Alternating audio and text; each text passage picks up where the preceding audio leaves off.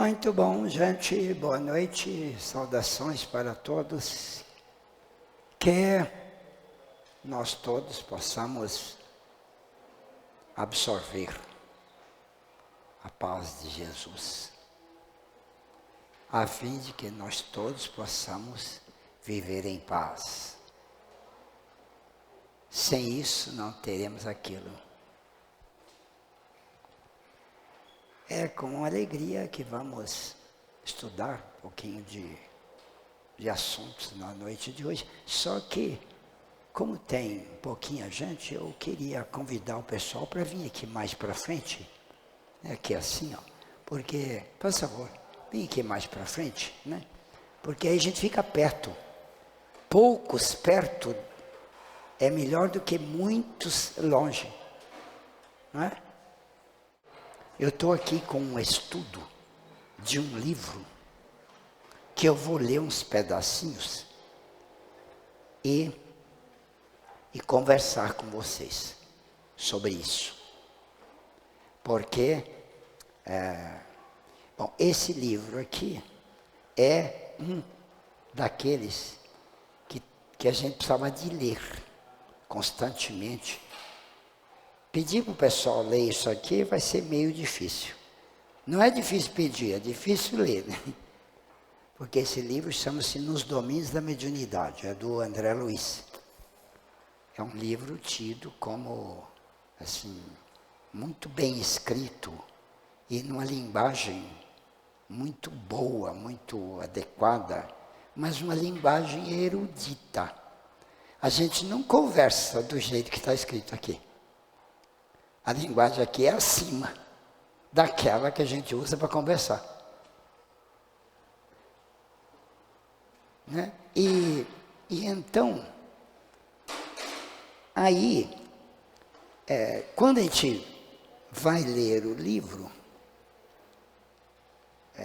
se o indivíduo não estiver acostumado com a leitura, a maioria não está, né? A maioria não lê. Não é que eu não queira ou esteja desfazendo, não, sabemos que não lê. A média de leitura de brasileiro é no máximo um livro por ano. Menor do que isso. Na França ele tem 35 livros por ano, em média, povo. Mais 20 livros por ano, tá bom. De 12 livros por ano para cima, tá muito bom. Porque é um por mês. Se você conseguisse ler um livro por mês, estava muito bom. Quem dera que a média do Brasil fosse 12 por ano.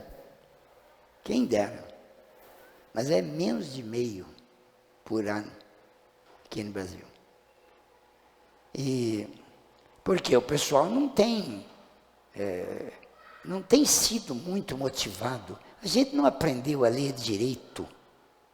Quando a gente vai fazer um estudo de leitura com adultos, a gente vê como é que a gente, os adultos, não aprendemos a ler do jeito certo. E quando o indivíduo não lê do jeito certo, ele não lê para ele do jeito certo. Então, quando ele lê, ele tem dificuldade de entender, porque ele lê errado. Ler errado não é uma palavra boa, não, sabe? Não leu do jeito que convinha. E o jeito que convinha era ler com pausa. Era ler com essa voz que a gente conversa. Porque na hora de ler, como é que o pessoal lê? Não é assim? A voz Mas ninguém conversa assim. Olha a voz da gente como é que é. Ninguém conversa assim. Ninguém conversa assim. Como é que a gente conversa?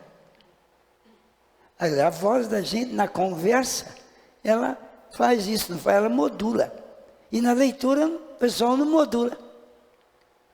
E aí tem dificuldade de entender o que foi escrito lá. Porque a frase não dá muito sentido. Então eu vou ler aqui uns pedacinhos com vocês e comentar. Mas esse livro aqui é meio complicado, é Nos Domínios da Mediunidade. Mas eu vou ler e vou pegar aqui um capítulo.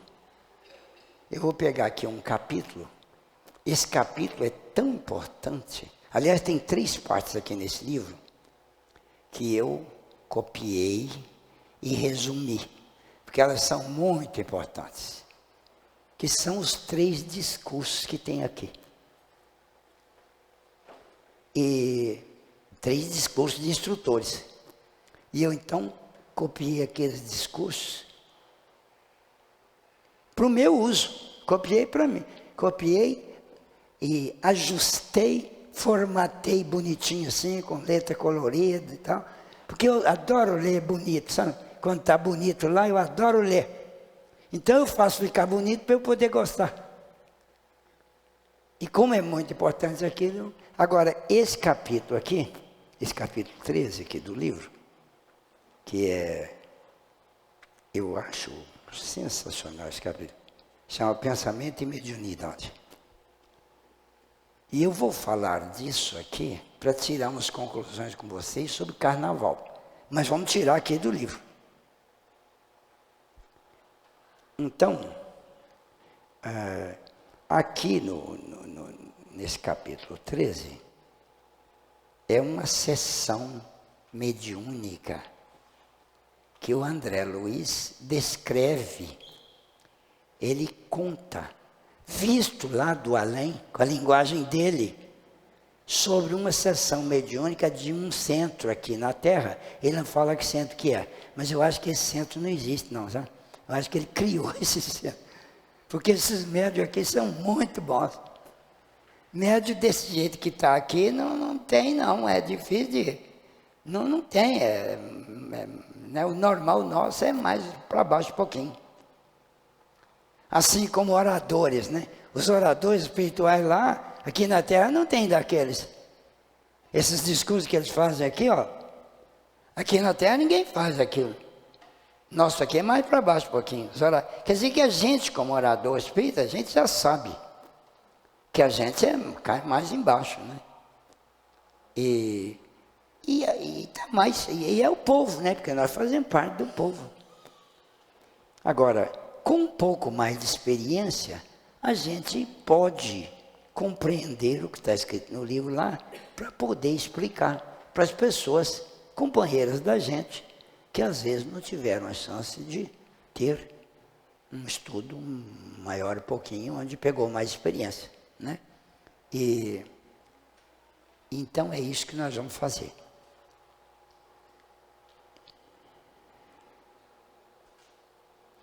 Aqui, nesse capítulo 13, tem um instrutor que vai fazer um discurso.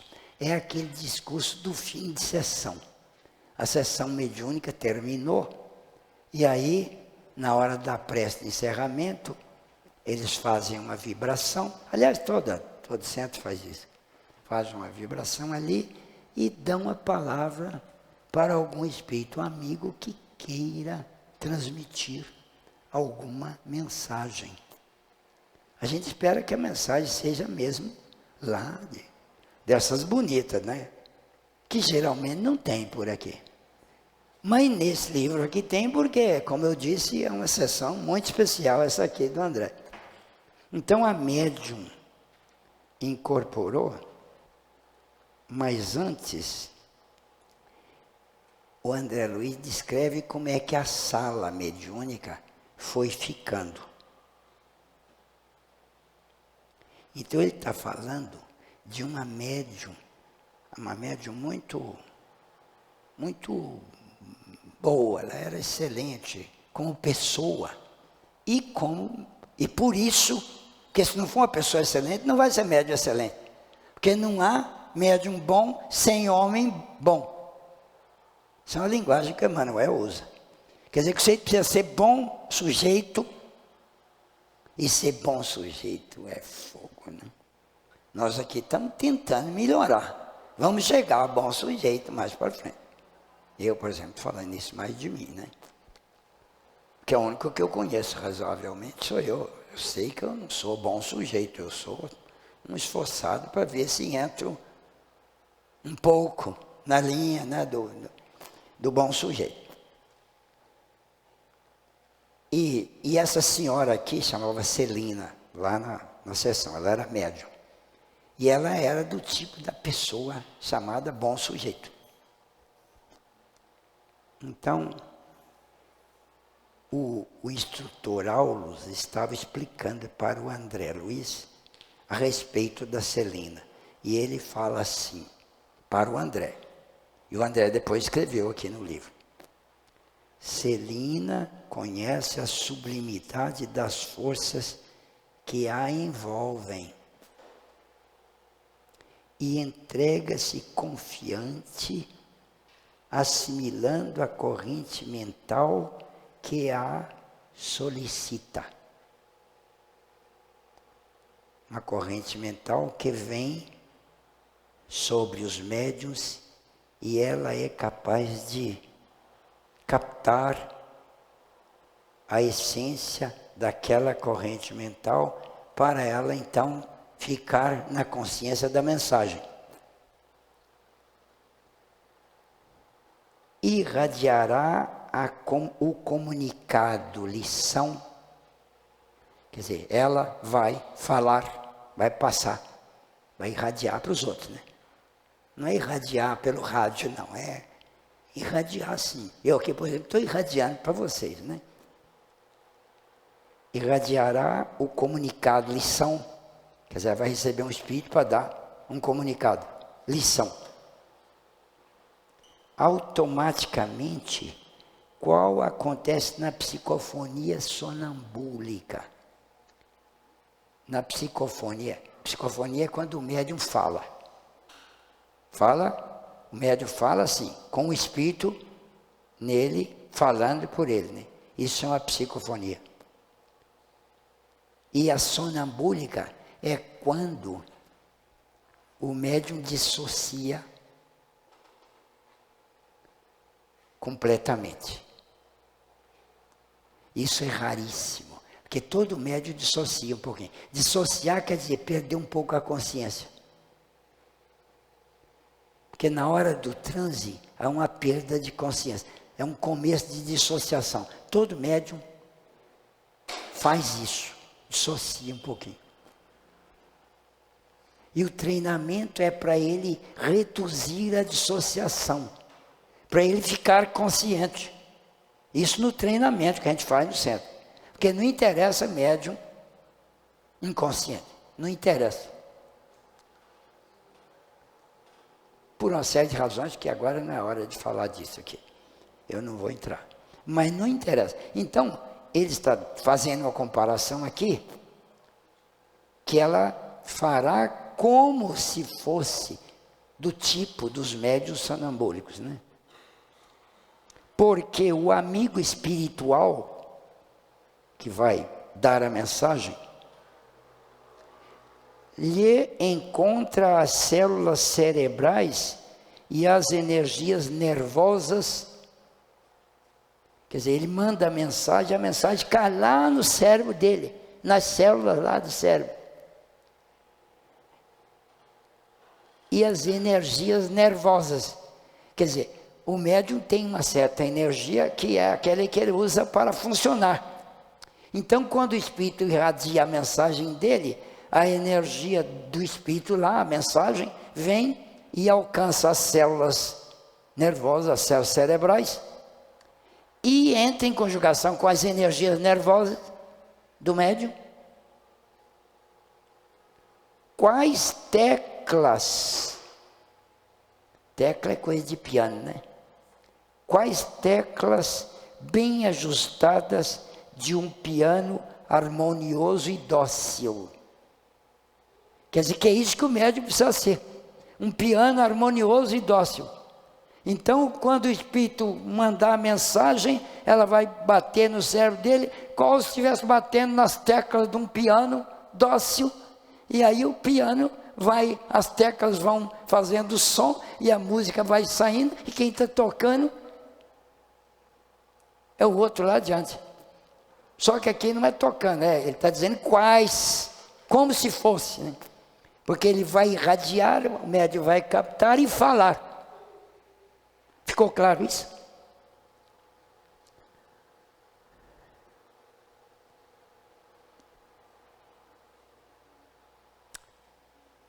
esse espírito que vai falar não vai estar presente lá na sessão. Ele vai estar a longa distância. E de lá de longe, às vezes está lá na colônia. Se fosse nosso lar, por exemplo, ele estava lá. De lá ele está acompanhando aqui e tal, e irradia de lá, e o médium capta como se o espírito estivesse ali. Mas o médium precisa ter uma docilidade como as teclas de um piano dócil, né? Isso é coisa mais difícil de acontecer. O assistente emudeceu de súbito. Quer dizer, o cara que estava conversando com o André, é o assistente Alves. Ele parou de falar, porque ele que estava falando isso. Fixando o olhar no jato de safirina luz. Safirina luz, é uma luz da cor de safira. Safira é azul claro, conforme vocês sabem, né? Luz safirina é uma luz azul.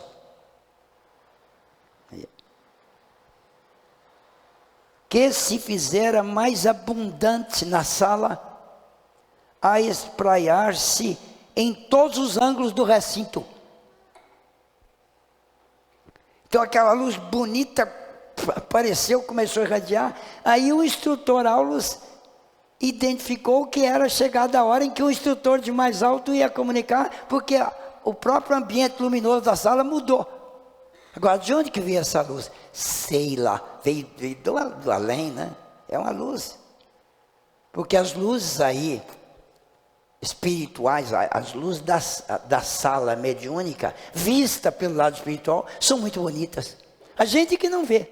A gente vê aquela luz apagada lá, aquele trem feio lá, né?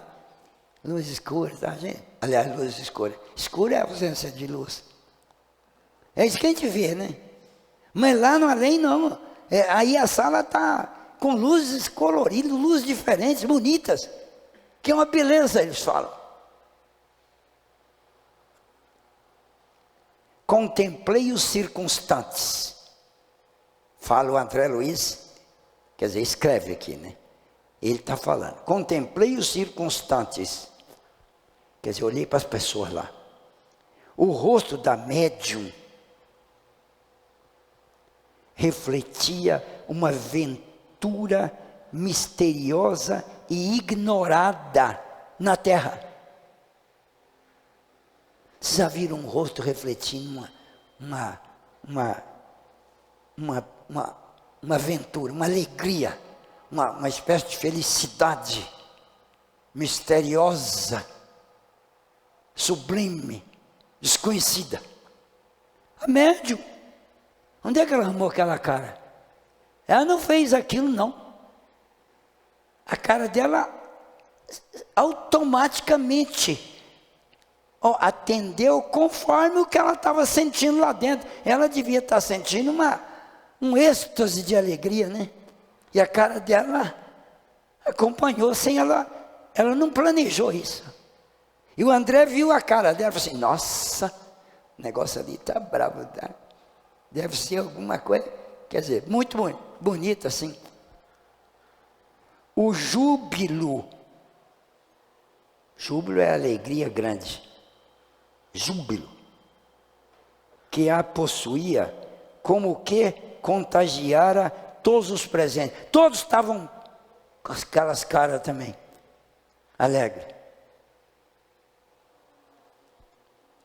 Dispunha-me eu, André Luiz falando, a prosseguir nas minhas observações e conversa com o assistente, mas a destra do assistente, quer dizer, a mão direita, destra, que essa é a canhota, né? A outra é a destra, né? A destra do assistente tocou-me de leve, recordando-me a quietude e o respeito. Era como se ele falasse assim: André, te manca aí, porque agora é hora de ficar quieto e olhar lá. Mas ele não falou isso, ele só tocou. E o André se mancou. Entendeu isso? Aí ele ficou quieto, observando.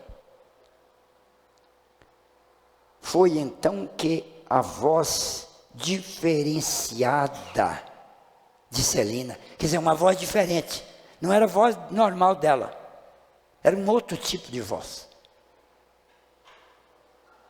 ressoou clara e comovente, mais ou menos nestes termos, escreve o André Luiz. Mais ou menos. Quer dizer que ele não vai falar do jeitinho que ela falou, não. Ele vai tentar reproduzir aqui no papel o que ele entendeu que ela falou. Então é palavreado dele, mas como é que ele sabe direitinho como é que ela falou? Ele está desencarnado, vocês estão sabendo, né? Porque ele é espírito. Desencarnado é diferente de encarnado. Se você falar um negócio bonito aí, eu com encarnado escuto aqui e falo, nossa, mas que coisa bonita que você falou, rapaz. Fala outra vez aí, deixa eu ver. Aí você fala outra vez e fala, nossa, é bonito demais. Não vou saber falar, eu preciso escrever isso.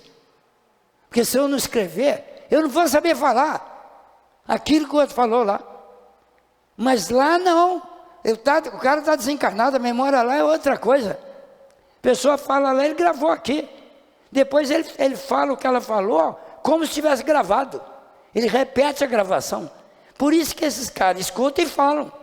Senão, como é que eles iam fazer isso? Tudo que é livro, ele fala. Ele repete o discurso do cara lá. Ele não é um gênio, ele é só desencarnado. Se bem que o André Luiz é muito sabido, né? É muito esclarecido. Muito culto, né? Então, e agora, quem vai falar é o Espírito. Olha bem. Meus amigos, começou a dizer o instrutor que nos acompanhava o trabalho a longa distância. O Espírito está lá, acompanhando o trabalho lá. Ele começou assim, meus amigos, guardemos a paz que Jesus nos legou, a fim de que possamos servi-lo em paz. Lembra que hoje saudei vocês, falando um negócio parecido com isso aqui? Não foi bonito assim, que eu falei do meu jeito. Mas lembra que eu falei? Ou não? Vocês nem lembram, né?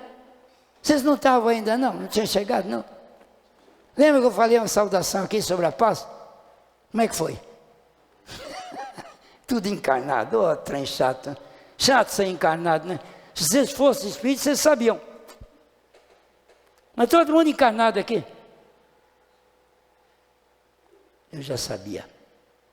Então não adianta nem perguntar. Tá bom.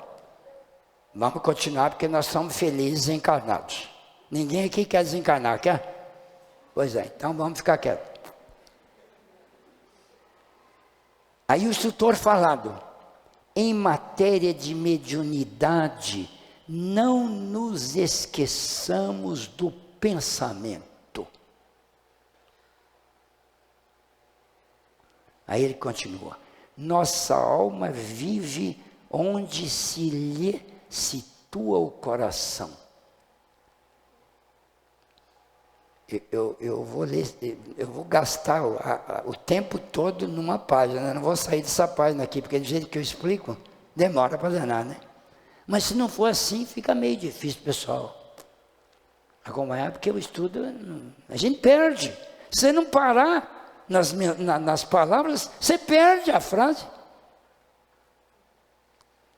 Olha aqui essa frase aqui, ó. Nossa alma vive onde se lhe situa o coração. Vou falar 5 minutos sobre essa frase. Vocês sabem o que é? Por que ele falou nossa alma? Como é que o Espírito fala nossa alma? Ele não pode falar nossa alma, ele não é alma. Eu não posso falar meu espírito. Eu posso falar isso? Meu espírito, não existe isso. Eu sou o espírito. Esse trem aqui é que é meu, é o corpo. Meu corpo eu posso falar, mas meu espírito eu não posso, porque eu sou o espírito. E como é que ele fala nossa alma? Quer dizer que ele tem uma alma? O espírito não ia cometer esse erro. Então, o que significa isso aqui? Ele fala a nossa alma. Está vendo por que a gente precisa parar para conversar? Porque senão a gente perde. É que alma não é o espírito encarnado. A alma é um conjunto formado pelo espírito encarnado, mais o corpo dele. Porque o corpo junto com o espírito é que chama alma. A alma não é só o espírito que está lá. A alma é o espírito mais o corpo. Então eu posso falar nossa alma assim. Eu, se for espírito, eu posso falar minha alma. Ou a alma, né? Que aí eu não estou falando só do espírito encarnado, estou falando do corpo junto. E o corpo interfere na alma. Interfere violentamente. Por exemplo, quando a mulher está com tensão pré-menstrual, é do corpo ou é do espírito? Menstruação é do corpo ou é do espírito? Do corpo. Agora, o espírito que está lá junto, ele sofre ou não as consequências? Ele sofre. Quer dizer, ele está lá todo petimbado, porque o corpo está menstruado. É ou não é? Então, o corpo interfere na alma. Se você tomar um Lexotan, por exemplo, interfere no espírito ou não? Interfere. Você fica todo alterado lá. Quer dizer, é o corpo que está com o Lexotan. Mas como é que interferiu lá no espírito? É porque o corpo interfere no espírito. E o espírito interfere no corpo. Quer dizer, os dois juntos é que formam a alma. Eu não posso falar que eu tenho uma alma. Ou posso? Eu não posso porque se eu falar eu tenho uma alma, eu me isolo dela. Se eu falar que eu tenho um corpo, eu me isolo dele. Então, ao mesmo tempo que eu sou a alma, eu também sou o corpo.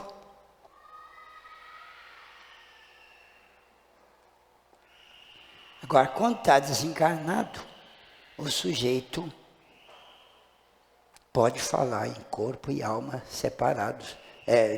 Porque ele fala em espírito e corpo, ele não fala em alma. Porque a alma é os dois juntos. Está claro isso? Então, olha aqui, agora tem sentido a frase, ó. Nossa alma, porque ele está falando genericamente, a nossa do ser humano. Nossa alma vive onde se lhe situa o coração. O que quer dizer isso? O coração não está situado dentro do peito, do corpo? Como é que o Espírito falou que a alma está situada? Onde está situado o coração?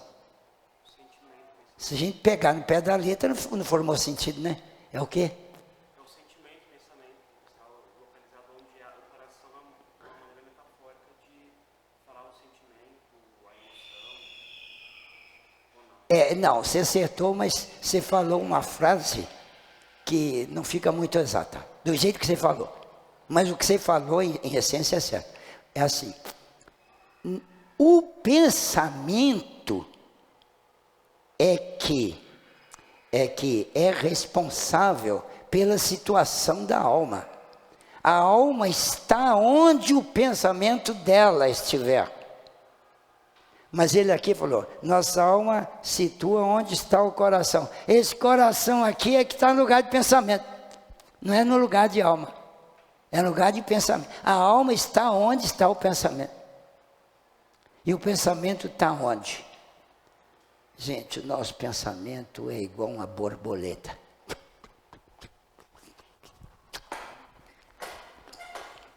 É assim que a borboleta faz? Ela não faz assim? O pensamento nosso é assim. Por isso que a gente fala que o pensamento da gente borboleteia. Agora eu vou ler mais uns pedacinhos aqui, porque ele vai falar sobre pensamento. Aqui, ó. Caminharemos ao influxo de nossas próprias criações, seja onde for. Caminharemos sujeitos ao nosso pensamento. É isso que ele está falando.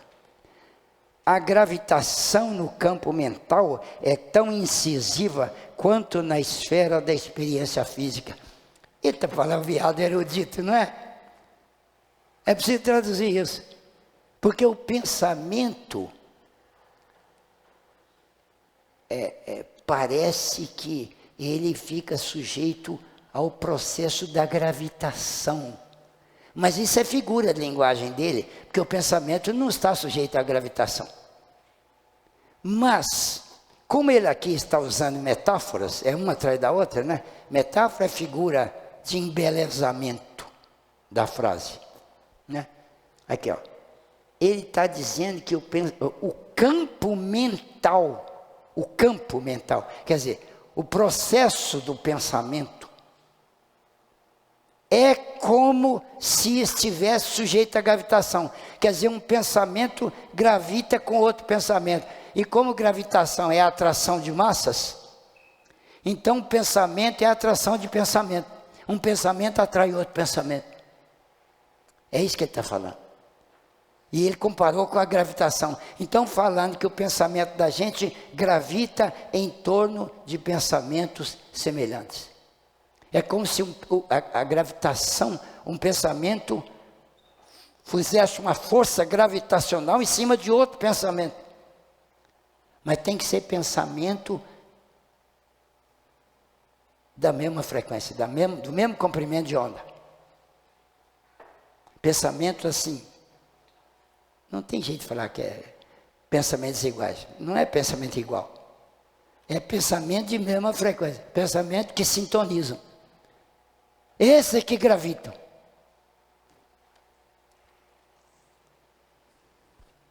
Olha aí. Servindo ao processo geral, servindo ao progresso. Eu falei processo? Não. Progresso. Servindo ao progresso geral, move-se a alma na glória do bem. Quer dizer, se a alma estiver se movendo na linha do bem, porque ela poderia não estar na linha do bem, ela poderia estar em qual linha? Na linha do... Se não é do bem, é o quê? Do mal. Então ela poderia estar na linha do mal, não é? Mas ele está dizendo aí, ele vai dizer as duas coisas, olha. Servindo ao progresso geral, move-se a alma na linha do bem. Se ela estiver na linha do bem, ela está trabalhando para o progresso geral. Quer dizer que quando você faz um bem para uma pessoa, você beneficiou o universo todo. É isso que ele está falando aqui. Porque o bem, aí ó, serve ao bem geral, o progresso geral. Está na dependência da alma gravitar em cima do bem. Emparedando-se no egoísmo, arrasta-se em desequilíbrio sobre as trevas do mal. Aí, ó, se ele não falasse um palavreado mais erudito, a gente já tinha entendido. Mas se a gente não parar para entender, a gente perdeu essa frase. O que é emparedando-se? E se eu quiser emparedar você, como é que eu faço? Eu coloco você num lugar onde está cheio de quê? Está cheio de quê? De quê? Emparedar. Está cheio de parede. Ora essa. Pois emparedou o cara, quer dizer, ele botou ele num lugar onde ele está cheio de parede. Quer dizer, se ele está cercado de parede, ele está emparedado. Agora, olha aqui. Isso é para explicar a palavra. Emparedando-se no egoísmo, o que é isso? Se o cara estiver cercado, parede, né? Ele está cercado de parede. Mas não é parede, é egoísmo. Então ele está vivendo dentro do egoísmo. Ou seja, o cara está agindo egoisticamente. É isso que ele falou. Mas ele, para falar isso, ele falou emparedando-se. Aqui, ó. No egoísmo. Arrasta-se em desequilíbrio sob as trevas do mal. Quer dizer que se ele estiver no egoísmo, o egoísmo faz com que o indivíduo caia no desequilíbrio e viva nas teias do mal, da treva. Isso em confronto com a outra frase, ó. Se tiver no bem, faz o progresso geral. Se tiver no egoísmo, se arrebenta todo e prejudica os outros. A lei divina é o bem de todos. Colaborar na educação de seus propósitos sábios é iluminar a mente e clarear a vida. Opor-lhe entraves, a pretexto de acalentar caprichos perniciosos, é obscurecer o raciocínio e coagular a sombra ao redor de nós mesmos. Está bonito, mas não entendi nada, vocês entenderam? Foi bonito, não foi? Não lembro nem uma palavra, não é? Aí, ó. Aí, ó. Colaborar com a lei divina é iluminar e clarear a vida. E o contrário disso é coagular a sombra ao redor de nós. Coagular é o quê? Porque o sangue é líquido. E por isso ele flui, não é? E se ele coagular, é o quê? Ele endurece, né? Ele solidifica, ele vira pedaço de sangue. E não um líquido. Né? Agora ele aqui está falando que a sombra coagulou. O que é coagular a sombra? A sombra fica tão pesada, tão densa, que dá a impressão que você está dentro de um sólido, não dentro de um líquido, ou dentro de um gás. Porque sombra é mais para o lado de gás, não é? Sombra. Mas quando a sombra no sentido da treva muito pesada, é coagulação da sombra. O indivíduo dentro do egoísmo trabalha pela coagulação da sombra. Olha que mal que faz o indivíduo.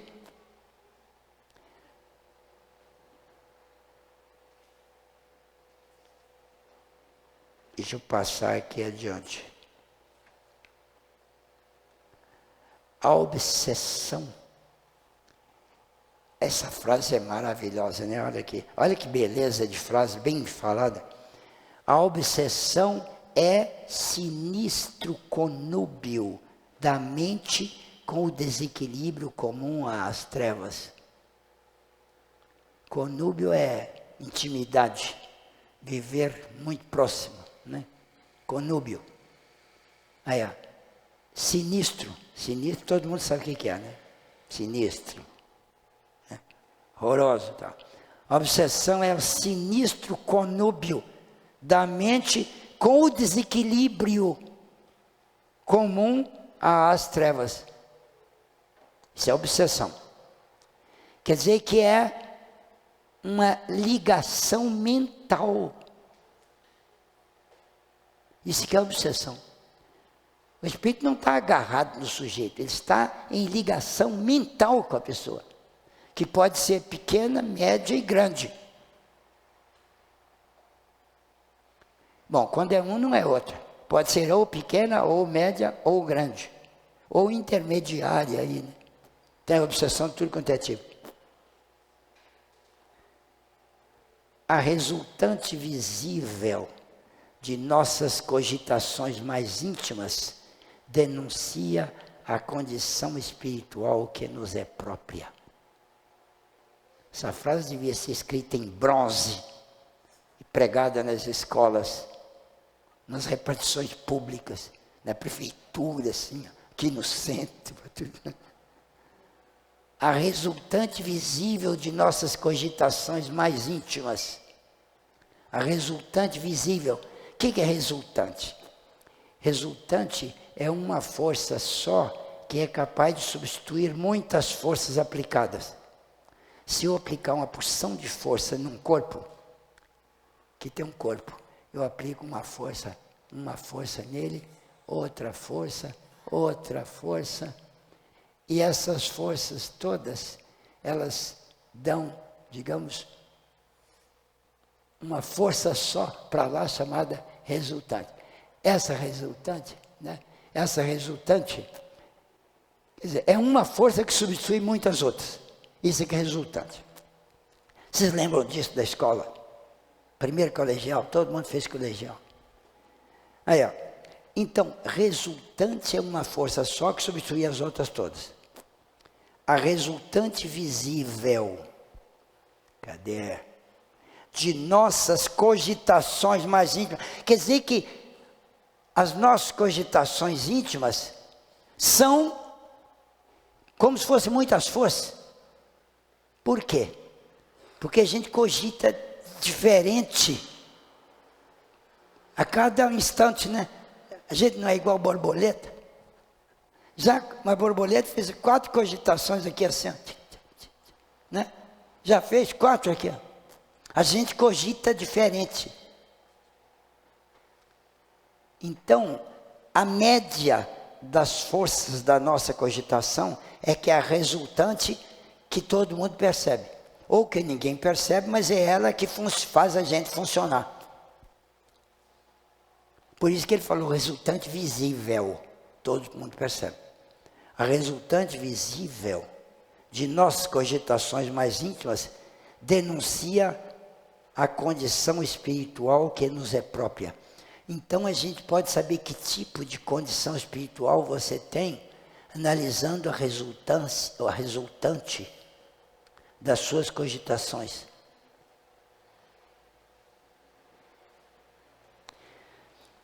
Bom, mas vocês estão vendo que cogitação é um negócio mental, não é? Mental. Vou parar de ler um pouquinho o livro aqui para ver se o pessoal acorda um pouquinho, porque ler é chato para boa. Conquanto eu esteja fazendo um esforço para que a leitura fique dinâmica. Mas, vamos conversar um pouquinho. O pensamento, até agora o que ele falou ali, vamos tirar a conclusão. O pensamento da gente é aquilo que a gente usa para existir, não é? A gente usa o pensamento para a gente pensar. O que a gente pensa? A gente pensa para poder agir. Você vai atravessar a rua, você bate o olho, olha para lá, não vem carro. Aí você já pensou, não vem carro. Aí você olha para cá, não vem carro. Olha para lá, o caminho está possível. Aí você sabe que você pode ir. Tudo isso é pensamento. Você já pensou, e agora você age. Não é? Então, nós somos tocados por pensamento o tempo todo para os nossos movimentos. Mas não é só isso, não. Porque os nossos pensamentos são percebidos pelos desencarnados, pelos espíritos. E os espíritos, então, tentando nos influenciar, eles procuram conseguir adequar o pensamento deles com o nosso. Não é uma coisa fácil. Se fosse fácil, todo mundo andava de 4. Estava todo mundo perturbado, andando que nem cavalo por aí. Mas não é fácil o espírito conjuminar o pensamento dele para sintonizar com o nosso. Não é fácil. Então eles ficam tentando ver uma hora em que a gente desce lá com o nosso pensamento, lá onde ele está. Porque a gente não está na linha dele. Mas tem hora que a gente está. Que hora que a gente desce da linha normal de pensamento nosso para uma linha normal de pensamento dos perturbadores? Na hora que a gente faz alguma coisa ruim. Porque a nossa cogitação muda. Então você vai dentro do carro muito tranquilo, alegre, guiando o seu carro. Daí vem um sujeito lá e quase te pega fora da lei. Ele está fora. E você está dentro, você está normal aqui, até devagar. Por que você está devagar? É que não bateu, que você pisou no freio, ainda tirou o carro. E ele passou, feito um doido aí. Aí o que você sente? Primeiro você sente uma ameaça de perigo. Não foi isso que aconteceu? Na hora que você viu, foi uma ameaça de perigo. Nessa ameaça você pensou e interpretou perigo. Tanto que você tirou o carro, pisou no freio de emergência. E assustou. Para isso acontecer, alterou sua fisiologia. Seu coração bateu depressa. Você visse o fígado, ele soltava golfadas assim de glicogênio. O pâncreas soltava golfadas de insulina. Tudo por causa do susto ali que você tomou. Quer dizer, o seu corpo muda. E você, ao interpretar, instantaneamente você interpreta que você quase foi prejudicado por uma coisa que você interpreta, que foi o erro dele. Você interpreta na hora que foi ele, né? A gente costuma interpretar que é o erro dos outros até quando o erro é nosso. Foi você que... Não, foi você. Porque às vezes a gente também, que quando o erro for seu, você tem que admitir. Um dia eu ia atravessar uma rua preferencial. A preferencial era aquela lá, que está passando. E eu ia aqui, atravessar a preferencial de carro. Mas eu, como todo sujeito normal, cometo cada erro. Eu sou até especial para cometer esses erros, né? Então eu, distraidamente, eu entrei na rua sem parar. Eu tinha que parar, a rua preferencial. Eu não parei, eu atravessei. E naquela hora ia chegando um carro de lá. E eu ainda não tinha saído da frente dele. Porque eu atravessei indevidamente. Aí ele bateu na traseira do meu carro.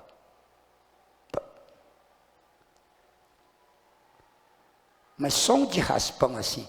Aí eu parei o carro lá e falei, nossa, Aí ele parou lá e veio que nem uma fera, né? Mas o primeiro desgraçado que falar qualquer coisa. E eu nessa altura, qual é uma boa defesa? Uma boa defesa não é o contra-ataque? Não é isso que a gente aprendeu no xadrez? O sujeito se ataca com um bispo 4 cavalos e você responde com o quê? Dama 6 cavalos atacando lá o rei dele lá longe. Aí ele corre para defender o rei, aí você pega o bispo dele e tal. Aquela coisa. No xadrez, não é assim que a gente joga? Na defesa, a gente ataca. A melhor defesa é o contra-ataque. E numa trombada de carro também costuma fazer isso. O cara que está errado acusa o outro de erro, para diluir o impacto da agressão do outro. Já viram acontecer isso? Todo mundo já bateu o carro, já? Quem não bateu é quem não guia carro. Mas quando bate, a gente não costuma fazer essa besteira? Besteira não, é um sabidismo desonesto. Mas é um sabidismo. Agora, eu como estou aqui no centro, aprendendo essas coisas e tal, né? Aquele erro era meu, eu não ia falar para o coitado. Aí ele veio todo bravo assim, ó. Eu já estava com o meu cartão na mão e a minha carteira de identidade. E na hora que ele chegou, ele não deu tempo, ele foi logo me acusando, me xingando. Aí a mulher dele, que estava no carro também com ele, né? Me conheceu e chamou ele. Falei, fulano, é o professor Rodrigues, esse aí. Para ele ir com mais calma, porque ele não precisava, né? Ela estava querendo dizer isso. E ele não queria saber, ele me xingou, brigou comigo e tal. Na hora que ele acabou que ele deu uma pausa, o senhor tem toda a razão, tudo que o senhor falou eu mereço. E até muito mais. Tanto que eu estou aqui, ó, com o meu cartão, minha identidade, para o senhor olhar. e para o senhor levar, eu vou pagar toda a sua despesa, e mais até a sua molação. Aí ele riu amarelo assim, e falou assim, mas aí o senhor me desconcerta. Ele falou. Aí a mulher dele disse, eu estou te falando, esse cara aí é o professor Rodrigues. Quer dizer, não é porque eu sou o professor Rodrigues, eu não presto, eu estou aprendendo a fazer. Então eu apliquei ali, né? Porque, coitado, ele tinha razão, eu estava com pena dele, estraguei o carro dele. Aí ele ficou muito sem graça e voltou lá, assim, o professor Rodrigues, ele é professor dos nossos filhos lá na escola, eu vou lá, ele é um cara muito camarada e tal, ele não ia precisar de você brigar, é isso que eu estava querendo te falar. Eu assim, não precisa tanto que ele já me desmontou aqui, ele quer pagar tudo e tal, e estava querendo um jeito de me compensar pelo desgosto que eu estou. Aí ele ficou tão sem jeito que ele voltou assim, olha professor, me desculpa, eu não devia ter tratado o senhor daquele jeito, me desculpa. Eu falei, não, senhor, me desculpa, por favor, o senhor não me ofendeu, não. Vamos combinar que onde que o senhor quer levar o seu carro para consertar? Eu assim, vamos fazer o seguinte, o senhor paga o seu, eu pago o meu, eu não quero mais, estou muito envergonhado. O senhor quer que eu pague para o senhor? Eu falei, não, ele queria pagar o meu. Porque eu admiti. Aí, com muito custo, eu consegui que ele fosse embora sem pagar o meu. Pagando só o dele e tal, e eu fui embora também. E eu já sabia disso, mas eu aprendi na experiência, que a gente não precisa se defender, não. Quando você estiver errado, assuma o erro. Assuma o erro e diminua o prejuízo do outro. Porque se você não pagar o prejuízo agora, você vai pagar depois, com juros, lá adiante. A lei divina é assim. Assuma agora. Mas então, eu estava dizendo que a gente é acostumado a se defender atacando o adversário, mesmo que a gente esteja errado. Nós estamos acostumados a levar uma vida de valorização para o nosso lado. Então, nós temos uma cogitação mental normal, mais para o lado de baixo. Então, mais fácil dos maus espíritos estarem perto de nós. Porque a nossa cogitação normal não é boa. É mundana, é agressiva, é egoísta, é interesseira. A gente é contrário aos outros. Tem gente que tem o hábito de adotar a crítica. Ele vai andando de carro assim, critica uma coisa, critica outra, critica outra. Ah lá, essa rua cheia de buraco, olha aquela casa lá toda pintada, rebuscada de coisa feia lá. Olha aquele fio ali todo descascado. Essa cidade tá... E o sujeito vai andando e vai criticando. Quer dizer, que cogitação esse cara tem? Péssima! Isso é a linha mental dele. Então, espírito de linha mental ruim tem facilidade ou tem dificuldade com esse cara? Uma facilidade danada, né? E esse cara sabe quem que é? Nós. Por isso que espírito ruim tem facilidade conosco por aí. Mas a gente muda a cogitação para melhor. Por exemplo, quando vocês vão, por exemplo, aqui no centro, por exemplo, em outros lugares também, onde você for melhorar o seu pensamento, você está ficando livre dos espíritos que estão por ali, que são ruins. Então a ideia é manter o seu pensamento numa cogitação, quer dizer, não entre numa cogitação baixa sem necessidade, porque tem hora que não tem jeito. Aí a gente entra. Mas a maioria das vezes não tem necessidade e a gente entra assim mesmo. Então, pelo menos essas horas que não tem necessidade, não entre na cogitação baixa. Agora, olha só uma outra coisa que eu vou falar. Se você for num lugar onde todo mundo lá está cogitando baixo, Não precisa de ninguém falar para você ouvir. Só o pensamento deles já faz uma força de gravitação. O Espírito falou lá. Com os seus pensamentos. Ou seja, aquilo é uma provocação para você entrar naquela faixa. Você não escutou nada. Porque se eles estiverem falando, você não demora nem 2 minutos que você já está na faixa deles. Está todo mundo falando mal do governo, daqui um pouquinho você descobre uma coisa má para falar também. Então, eu estou dizendo aqui, é sem falar. Se você for num lugar onde a cogitação é baixa, mais baixa do que a sua, e uma porção de linhas mentais ali, você tem uma tendência para ser atraído, para pensar daquele jeito. E se pensar daquele jeito, você entrou na sintonia, você é deles. Deles quem? Dos espíritos ruins, dos espíritos maus. Você é deles. Hein? Depois. Tem um pensamento antigo que diz assim, sabe o que a água funda falou para o pessoal que costuma nadar? A água funda falou assim, eu quero os medrosos. Por quê? É porque os corajosos já são todos meus. Olha só, os corajosos são os que vão na água funda, né? Eles já são da água funda.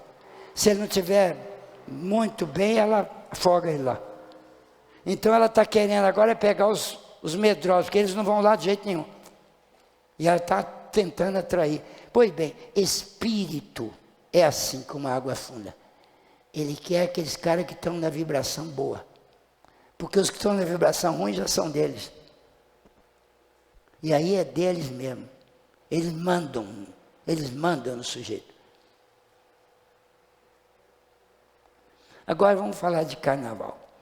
Como é que é a vibração normal do carnaval? Normal. Porque o que é carnaval? Carnaval é assim, é um prazo de 3 dias, durante o qual tem um rei chamado Momo, que ele decreta que agora a cidade está sob o reinado dele, do rei Momo. E o que o rei Momo decreta, como é que ele faz a cidade funcionar quando está sob o império dele? Assim, tudo é legal.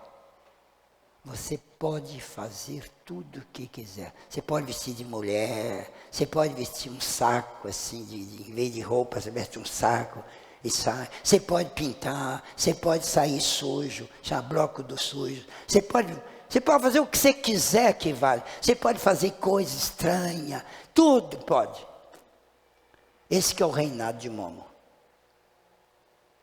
Então, isto aí seria psicologicamente sadio se o pessoal usasse para poder desobstruir os seus recalques,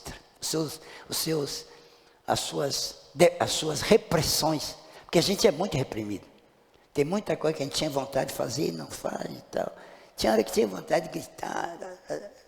Você não faz porque tem a ética do comportamento social civilizado, né? Mas no carnaval acabou essa ética, agora é reinado de Momo. E com isso, você pode, se o pessoal fosse todo equilibrado, até que seria uma boa, porque a gente usaria moderadamente a permissão para a gente se desopilhar, desobstruir, desreprimir. Aí seria psicologicamente sadio. Mas o pessoal não é equilibrado. O que eles fazem? Eles desequilibram, eles cometem excesso. Só tem excesso. Excesso de conversa, excesso de barulho. A voz, as pessoas passam na rua gritando, conversando assim, um grupo de 4, 5, eles estão todos gritando, eles não estão falando. Batendo lata de madrugada. Porque carnaval pode. Fala, mas tem gente dormindo aí que não foi para o carnaval. Mas é carnaval, deixa eu bater. E passam. Isso aí é o excesso, é o mau uso da permissão. Porque o carnaval dá a permissão. Pode fazer. E o mau uso faz o indivíduo cometer excesso. Agora, isso é a linha do procedimento. E a linha mental das pessoas encarnadas? Como é que fica? A linha mental.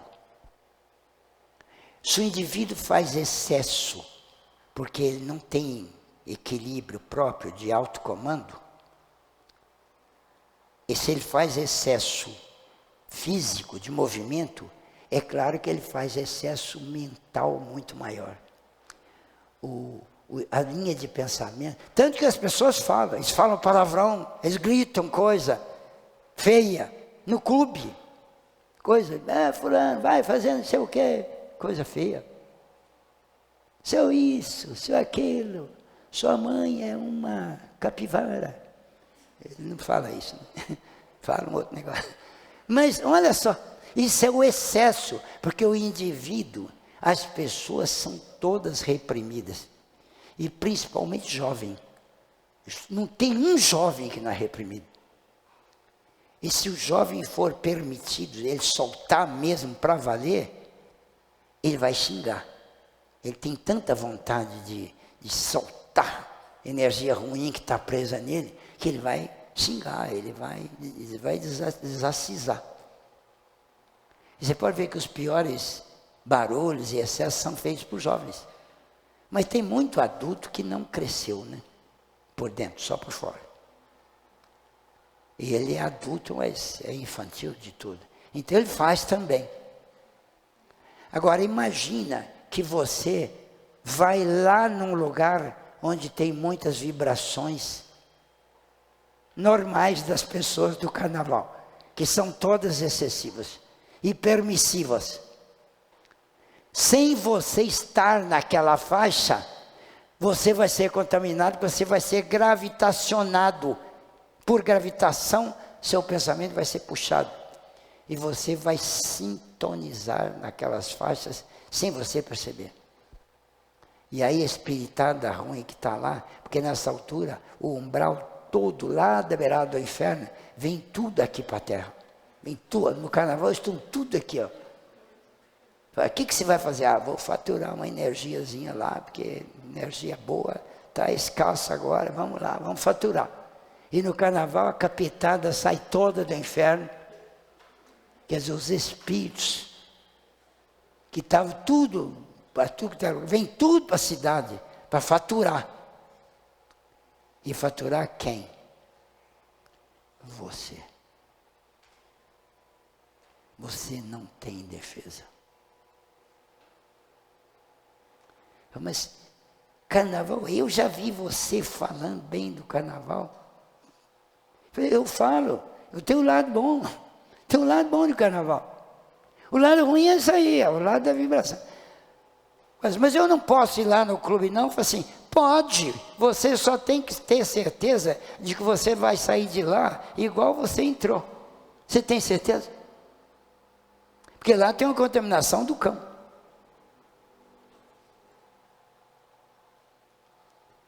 Então, agora, nós não podemos fazer um carnavalzinho para nós aqui, né? Até podemos, uma casa aí de um amigo, a gente convida os colegas da gente e tal, e vamos fazer um grito de carnaval lá. Aí a gente vai. E aí nós cantamos as músicas, pulamos e tal. Aí é um negócio gostosíssimo. Porque ali a nossa vibração média está... Porque a gente ficar alegre, pular e dançar, isso não é pecado não. Mas o carnaval não é isso. Mas tem isso no carnaval? Tem, essa é a parte boa. Tem. Essa é boa. E aquele desfile lá da escola de samba, aquilo lá é bom. O desfile da escola de samba é bom. Você olha na televisão, só vê coisa bonita, pessoal bonito, dançando, uns muito bem vestidos e tal, fazendo coisa. Só tem coisa bacana ali. Aquilo ali é a parte boa do carnaval, é a dança. Porque dançar, diz André Luiz no livro Brejo da Vida Eterna,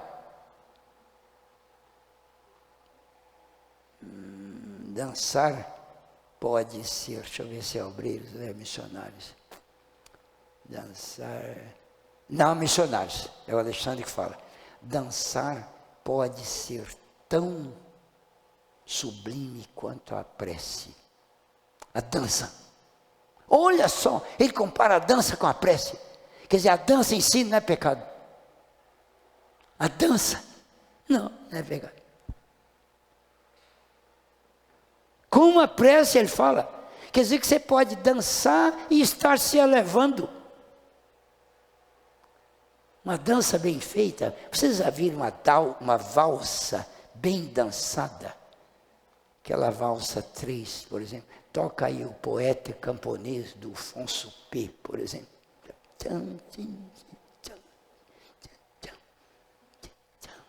Quer dizer, o trem bonito é uma valsa. E é gostoso para quem está dançando, né? Valsa 3. Não essa valsa 2 feia que todo mundo dança. É a 3, é aquela que você faz. Aquele passo lá, como é que é aquilo? Essa aqui, ó. Então o sujeito que... Isto é gostoso. Pega no YouTube uma hora e liga lá chama Fim de Ano em Viena. Lá no Teatro da Ópera de Viena. Eles costumam fazer uma festa todo fim de ano, que é uma festa de beleza, de arte, né? Pessoal bem vestido, tem balé, e depois tem uma valsa. Pessoal do lado de lá com o lado de cá. E aquela valsa assim, pela Filarmônica de Viena, tocando a Valsa das Flores de Tchaikovsky. E o pessoal dançando. Aquilo é uma lindeza de ver. E é uma gostosura de fazer. A gente não pode criar um troço desse aqui. Pode, se criar está bonito e está gostoso. Não é pecado. Então o carnaval em si mesmo não é pecado. O que é pecado é o excesso das pessoas despreparadas. E infelizmente essas são a maioria. E com isso, estas pessoas dominam os ambientes. Pelo que fica perigoso a gente ir lá. Nessas festas aí, tal, comuns por aí. Porque é o pessoal nosso, né? Os companheiros nossos, ou nós mesmo que estamos lá ajudando a fazer excesso. Eu mesmo, quando era jovem, fiz muito excesso. Na rua e tal, gritando coisa e falando. A lei divina não mata a gente por causa disso, não. Senão tinha me matado. Ele espera a gente crescer. Fala, não, vamos matar o Rodrigues, não. Vai ter um dia onde ele vai estar lá no centro, no carnaval, falando para o pessoal isso aí. Então vamos deixar. Se você puder vigiar o seu pensamento, para ele não baixar, esta que é a lição que nós trouxemos aqui hoje. O pensamento seu não pode baixar. Não deixe baixar a cogitação, para você não ser alcançado pela espiritualidade que está para baixo. Mantenha sua linha mental defendida. Fuja da maledicência. Maledicência é um negócio gostoso para danar, hein? Todo mundo gosta de falar mal dos outros. Principalmente quando o outro lá merece. A gente adora falar. Um dia eu estava fazendo uma palestra lá em Americana, lá perto de Campinas. E estava falando sobre maledicência e tal, que tinha uns problemas e tal. E uma mulher assim, professor, se a gente não falar mal dos outros, o que nós vamos fazer? Eu achei genial aquilo. Falei, ai, querida, é capaz de você não fazer nada. Só tem isso para fazer. Então, é um vício falar mal dos outros. Se a gente está aborrecido com alguma coisa que o outro fez, a gente tem uma tendência de contar aquilo. E ao contar, você está falando mal. O outro também tem uma queixa do mesmo, os dois juntos, eles se compensam, né? Porque um compensa o outro. porque eles sintonizam, mas estão falando mal. Aí chegam uns 3 ou 4 ou 5 ou 14 espíritos daqueles para ajudar. Fala, yes. Agora nós não apenas vamos ajudar, como vamos vampirizar esses caras. Porque espírito não deixa de graça. Ele tira uma energiazinha de você. Como é que espírito come? Espírito por aí, como é que eles comem? Eles têm que tirar a energia dos encarnados. Chama vampirização. Eles tiram. Agora tira de quem? De quem cai na sintonia deles. E como é que a gente cai? Pelo pensamento. Baixa seu pensamento, o espírito chega e suga você. É por isso que eles querem que você sintonize lá. Então se defenda, pense para cima, sai fora. Está gostosa a conversa aqui, mas está sendo de mau gosto, má qualidade, sai fora. Faça uma prece mental aqui, ó. Meu Jesus, como é que eu faço para abençoar essas pessoas sem falar mal delas? Sem falar mal, porque elas estão falando mal dos outros, a minha tendência é falar mal delas, né? Para sair desses caras aqui, eles estão falando mal. Com isso eu estou falando mal deles. Se eu descrever o que eles estão fazendo, eu estou falando mal. É não entrar na faixa. Como é que faz para não entrar?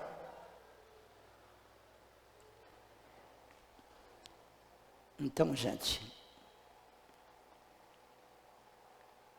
é isso. Vamos encerrar por aqui, o horário nosso já está vencido ali.